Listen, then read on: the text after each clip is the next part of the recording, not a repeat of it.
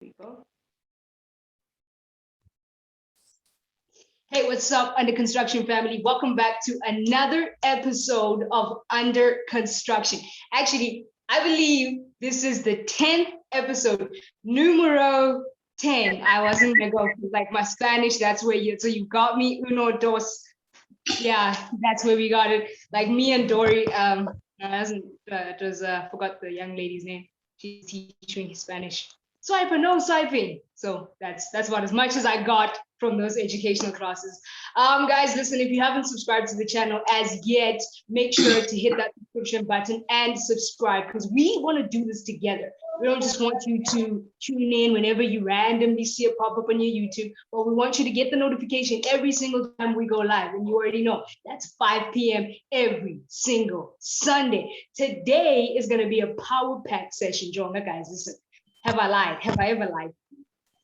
I've never lied. And when I say to you that I've got two individuals that aren't just going to be like voices of the youth in South Africa, they're not just going to stand out because they've got great careers. No. But the difference and the impact that they're going to be making, give them 5 years, give them 2, like have I ever lied to you? I have never lied to you. You know me. And I'm going to introduce you to Makatu and Karabo. And let me tell you, these two individuals, as individuals, are amazing, incredible stories. And we're going to get into those incredible journeys. John, listen, when you put them together, like we have, I would say, don't get popcorn because it's not entertaining. Get a notebook, get a pen, take notes. If you want to know how it gets done, take notes because there's something to learn from these two individuals. Makatu Karabo, thank you so much for joining me on Under Construction today. Welcome to the show. Thank you for having us. Thank you so much for having us, Lems. Shout out to the Under Construction team. Oh man, thank you so much for having you guys. Listen, I'm super excited about today's episode. Karabo, please, as we kick it off, we're going to do this for both of you guys because I want people to get to know you and be as excited about the episode as I am. Because I went stalking and the stuff I know, listen, I found out any which way. So Karabo, please briefly tell us about yourself. Who is Karabo?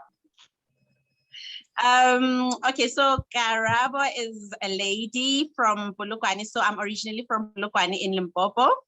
And I'm currently based in Johannesburg. I run Ake Solutions, which is an accounting company. And yeah, that's why we are here. Ake Solutions. Oh man, that is absolutely, and guys, I need you to hear this straight, man. She didn't say she's part, she runs. She runs. Didn't say she's part of, she runs. Okay, cool. You know, to that awesome stuff. Makatu,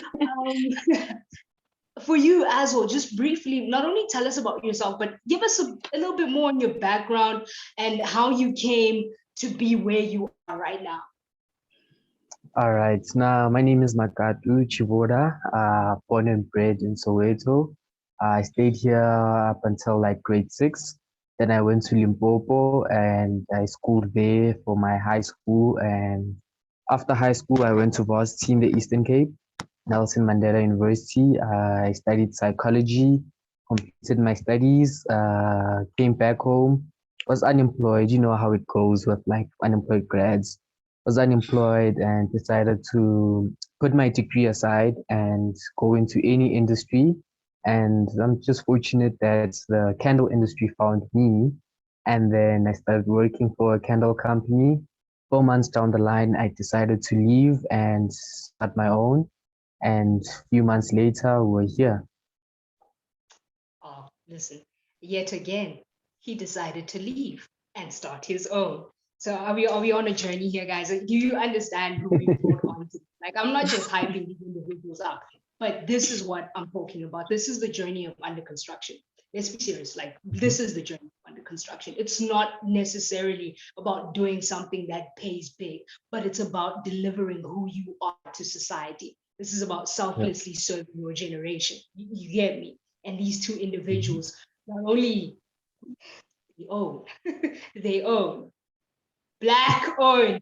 I'm so excited. It's black. I'm so excited. That part just absolutely exciting. And I'm going to ask you guys both a question when it comes to starting up your own business or venturing into your own. What is the biggest fear? And I'm going to start with you, Karabo. What was the biggest fear that you felt could have held you back if you hadn't faced it and overcome? Yeah. Okay. So on my side, it's literally a matter of time. It's a matter of time because like initially when I started, I was a bit shaky and kept thinking, am I even like ready for this, you know, until like I got my first client and I'm like, okay, now things are like moving. And then I'm thinking, oh my gosh, I'm not going to manage this. How am I going to manage all this like time-wise? So, but I had to make time on my side, but like literally the biggest hold up on my side, or should I say the biggest hinder was time. But besides time, yeah, it was time, if I should put it. Yeah. Makatu. On my side, I would say the biggest like challenge or something that I had to overcome to get started was fear. And I'm pretty sure a lot of people can resonate with that, the fear of failure, actually, to be specific. Yeah. We're all afraid of failure. That's just how it is, you know, and it's something that you have to just get past by, but you do have to consider the risks. With me personally, I didn't have anything huge to risk in terms of I didn't have a family to feed, I didn't have a house or a car that I can mortgage or something like that. So I just decided, look, the worst that can happen is this becomes a flop and then I move on to the next big thing. So yeah, it's just getting over the fear of failure. Wow. So, Karabo, tell me what led you in the direction of accountancy? Okay, I studied accounting. Well, from high school, I did accounting. I did commercial stream and went to varsity. So I studied at UJ. I did Bachelor's of Accounting, which is an accounting degree, the CA stream. And yeah, so basically once I started working, I realized, well, I like what I'm doing. It's actually fascinating, and looking at it from what my target market is now, I thought actually this could actually help a lot of people, and not just from, well, accounting was like just books, you know, for bookkeeping to your taxation and stuff, but helping small, medium companies grow in the right direction. Because I've actually realized that a lot of small companies tend to fail due to compliance issues, you know. Mm-hmm. So yeah, but accounting was actually my love from way back. That's one of us, let me tell you. Like, ooh, when I could put down the general ledger, I put it down quick. I did not mess about that. I divorced myself from that subject quickly. So Makatu, I want to know, like, just jumping off of what Karabo said that I felt was very important when she mentioned that sometimes many businesses fail because of a lack of compliance. Now, in my store, I found that you were recently on a webinar with National Treasury talking about savings for the youth on the same notion. I know that can be something that's either foreign to the youth of South Africa, the fact that you actually should save, or the know-how of what to do with what I'm saving, how much I should save and where I should place it. How would you just speak on that real quickly, on the fact that a lack of saving could become a hindrance to the ability for one to branch out and actually start to do their own thing? Okay, now I feel it's very important to save, and I say this in the Treasury webinar that I was part of. Like for instance, when I started my business, I had saved up at least like 2,000 Rand, and that was literally my startup, you know. Then I just built on from there and there, and it's very important to save because some people don't know what they're saving for, which is okay. But in the tough times we're living in, you do need to have a rainy fund saved up somewhere. I mean, just week alone, how many people lost their jobs in the waitering industry, in the hotel industry, and almost all industries, you know, a lot of people lost their jobs. So fortunate are those who have saved up, which will help them push for the next 2 weeks. And the ones who weren't money savvy, then I feel like it's a learning moment for them, to learning curve. And hopefully when they do go back to work or when they find something else, they'll start learning to save, even if it's just like 100 Rand a month, you know, 3 months down the line, that's already 300 Rand. That's a 300 Rand you wouldn't have had you not saved it, you know, and something that can put food on the table or get you toiletries or whatever it is, you know, and that's just how I started saving. Awesome stuff. Now, I love the two of you guys' heart in terms of like being financially savvy and actually being able to do it. And Karabo, this is my question. Going off of the fact that they need to save, how would you advise? And I mean, we might be stealing from you. I'm sorry, but please. How would you advise a small or starting business to save wisely, or an individual? Let's say an individual that's self-employed, and not necessarily a business, but an individual that's self-employed, to be savvy enough to save, especially in these times of COVID-19. Where should they look, or where, like, I've got this money that I'm able to save, where do I put it? Okay, so I think the first step would be to have a pocket for your business. And by that, I mean that your personal finances and your company finances, keep them separate so that you're able to track what's happening, and if whether your company is doing good or if you're in a position to even save. Because sometimes we know that like operating, especially when you're starting off, operating expenses tend to exceed your income. But with separate pockets for your personal finances and for your business finances, you're able to track and see what's happening and if you're in a position to save. And once you get to that point, then you can like maybe invest in your assets that will pay off in your business in the future, or you can look at maybe financial institutions options for your business, you know. So yeah, so I think for small businesses, it's made like the main thing is differentiating or keeping separate pockets for your personal finances and for your business finances. And once that is done, then you'll be able to determine what's happening, what's what. Wow. Wow, thank you so much for that. That right there is something that needs not only to be considered but to be implemented. Yes, literally, like, please, I don't know how much more. There's so much value. There's going to be so much value in this episode. With your pen and your paper, note down what are some of the things that I'm doing. And listen, you're like, okay, oh, I'm doing that. Okay, that's cool. How can I better at it? Or I've started saving. Okay, look at financial institutions. I didn't know I could do that. But do that. This is about growth. Under construction is all about constructing, growing, and becoming more. With that being said, Makatu, I want to know, what do you feel are some of the biggest hindrances when it comes to the South African youth pursuing their dreams or pursuing whatever they feel that this is their passion? Number one, funding, definitely funding. If you look at it academically, take me for instance, I couldn't further my studies into honors degree because of funding. And then I couldn't start my own business because of funding. So funding is the main thing that's keeping us back as the youth. And it's so infuriating because the funds are there. It's not like there isn't any funds. The funds are there, but not being managed properly or being invested into Black youth, because the real future here is investing in Black businesses, because those are the businesses that will create jobs for people, and it will help sustain the economy and grow the government, add into the government's GDP and everything like that. So I would definitely say funding over anything else. All these other personal things, yeah, but that's nothing compared to the main issue, which is funding.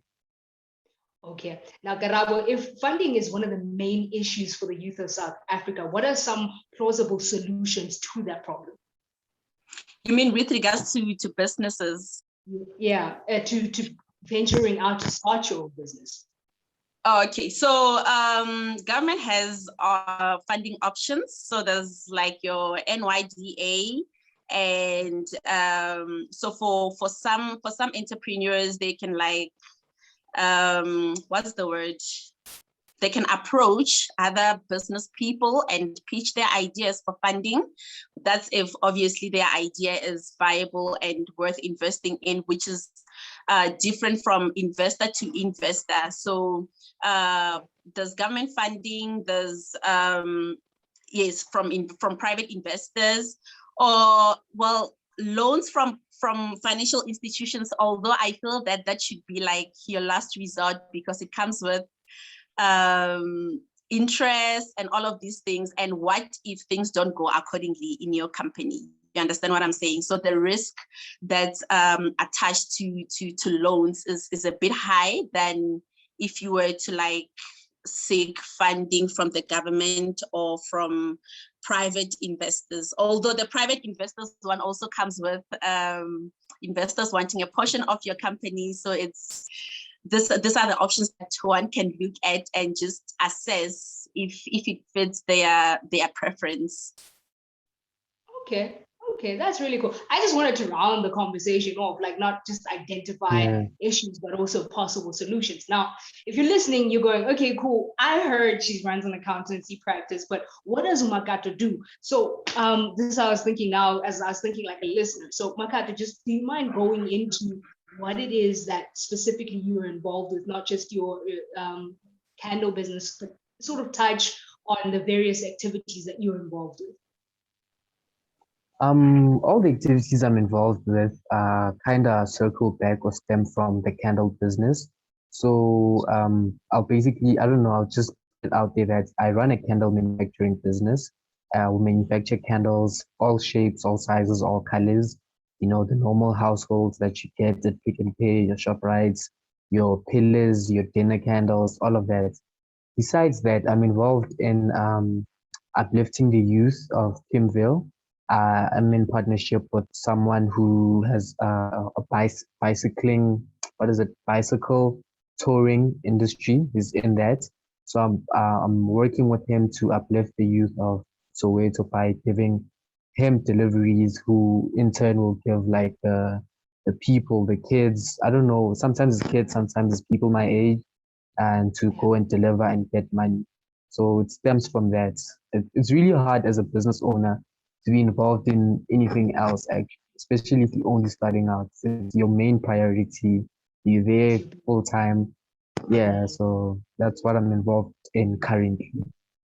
Awesome stuff. And now literally the same aspect, Karabo, do you mind going into the various activities that you're involved with as well? What was that? Please repeat that. Just in the same way, do you mind going into the various activities that you're involved with as well? Ooh, going back to time. Going back to time. So if I'm to be honest with you, I still have my 9 to 5 and I have IKIS Solutions. So you can imagine how I have to like juggle the two. So basically after 5, I'm here on IKIS Solutions and on weekends. So currently there isn't much I'm involved in, and I'm just hoping that with time, when we grow as IKIS Solutions, then I can be able to stream my time properly and be involved in other activities. That's really, but for the both of you guys, I really want to find out something, because not only are you growing business like individuals, but as citizens of South Africa, there's been a lot of uproar, especially this past week.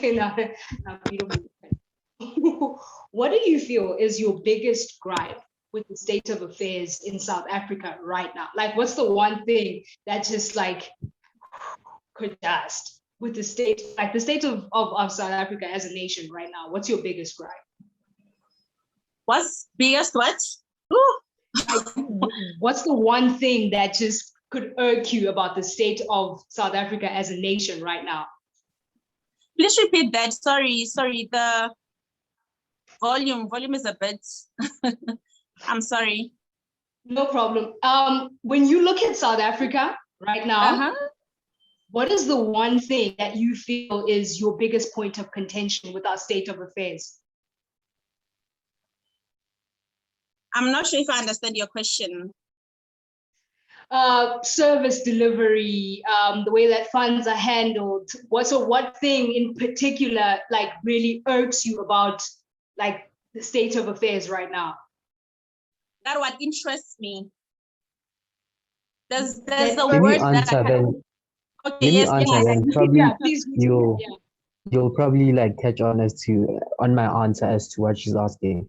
I think the biggest thing that irks me, it'll always go back to funding. And because funding is there, guys, the funding you call, yes. And she even mentioned the NYTA. NYTA hasn't been really active for quite a while now. Well, not really, but it hasn't been because a friend of mine once went there and asked for a list of all the companies that they've invested in this year or in the past quarter.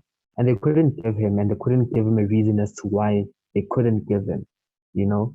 So the funds are there, and the biggest thing that irks me is the mismanagement of funds all throughout NSFAS when it comes to the academics, all throughout businesses when it comes to NYTA, all throughout to vaccinations. Currently, I mean, when you look at countries like America, everyone's fully vaccinated. The stadiums are full. Tina, we're literally in level 4, worse than where we were back when it started, you know, not in terms of levels, but in terms of more people have died, more people have lost jobs. Every other month, the or increased to a certain level. So it will always go back to the issue of funding and mismanagement of funds. That's the biggest thing that irks me about the states that we're in currently. Oh my God, thank you so much. So Karabo, did you manage to pick up on what the question was? Your mic is muted.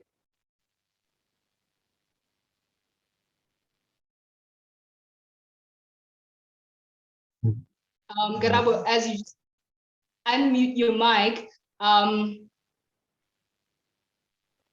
Sorry. Sorry about. So I was saying, I guess the word that I missed was irk, right? Was the one thing that okay, okay, I get it now. So well, the state of our economy, like I think so many things are bad from political perspective to economic perspective. To say that there's like just so many things that are going south, like prices are increasing, everything is like literally going uphill, and people are losing their jobs on top of that. Businesses are crumbling down, businesses are crumbling down, people are losing their jobs, salary cuts. So basically from people's income perspective, things are not going well. But on the other side, we have to like keep up with rising prices of all the commodities that we need to like live, and you know. So yeah, that's literally some of the things that actually I bit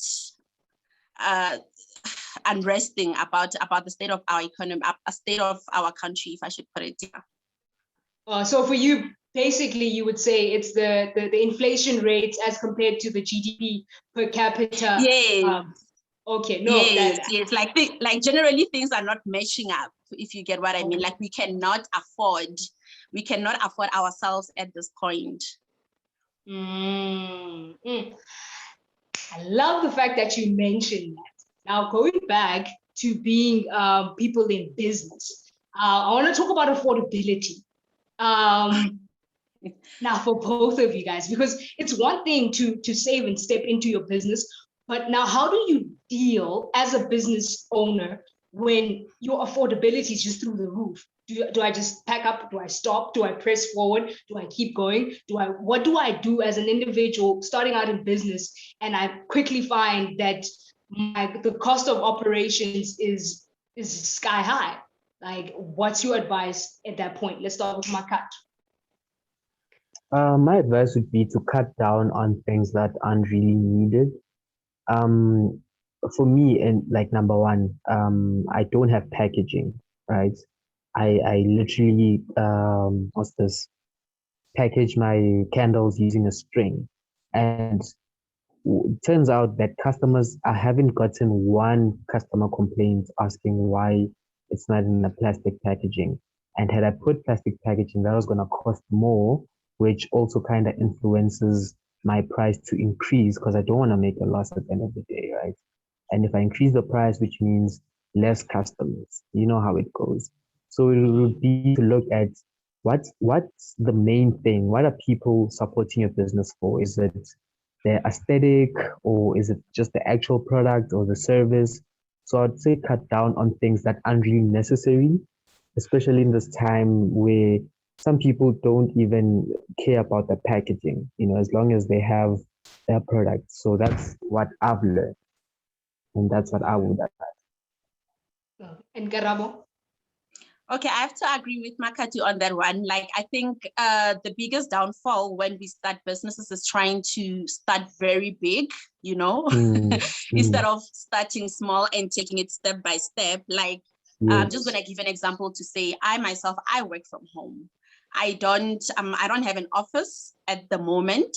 And if I was somebody else, or if we go back to the downfall that I'm talking about, I would have, first month, tried to find an office, tried to find 2 or so assistants or whatever, or employees that are gonna assist me with the work, which now would mean that I have to take out of my pocket to fund all this expense. So it's a matter of starting small, taking things step by step, and getting to a point of, now I think I can grow. Don't rush the process of growth. I just want to add on to what Karabo has said. I have a quote that I always use, like in almost all my interviews. I always say, start small, but think big. So I just wanted to correspond that with Karabo. Yeah, that's definitely. The way to go. That right there. Listen, guys, I did say when we started this episode, I promised it would be fire. And if you have not felt that heat, then I don't know, man. I'm done with you. I swear. But guys, this has been such an amazing episode. Just quickly, right before we run out of time, where can I find your business? Karabo, we'll start with you and then we'll go to Makatu. Quickly, where can I find your business, your services? Where can I go to find you? Okay, so on social media, we are on Facebook and Instagram under the handle ACASE Solutions. So it's ACCASE Solutions. And then our website is also live and running, www.acasesolutions.co.za. And our email, info@acasesolutions.co.za. And then cell phone numbers 061-523-8833. That's where you can reach us. Awesome stuff. And Makatu? Twitter and Instagram, it's Light Candles ZA. Facebook, it's The Light Candles. WhatsApp call text is 079-320-4106. Awesome stuff. And before we go, there's one question that always takes a guest by surprise. And now I was good because it's absolutely fun. If you had to describe your life right now in a song, which song would it be? And then when you find your song, I need you to give me the chorus, just quick, like that quick. Oh gosh! Oh my gosh! I'm so blank right now. I can't even think of any song. I just thought of one. As you think of his song, I think Makatu, he felt it. He was like, I know exactly which song. Oh, brother. Nah, it's you had to describe your life in a song. MT featuring Dumi, Stogie T, and Young Chief. It's called By Any Means.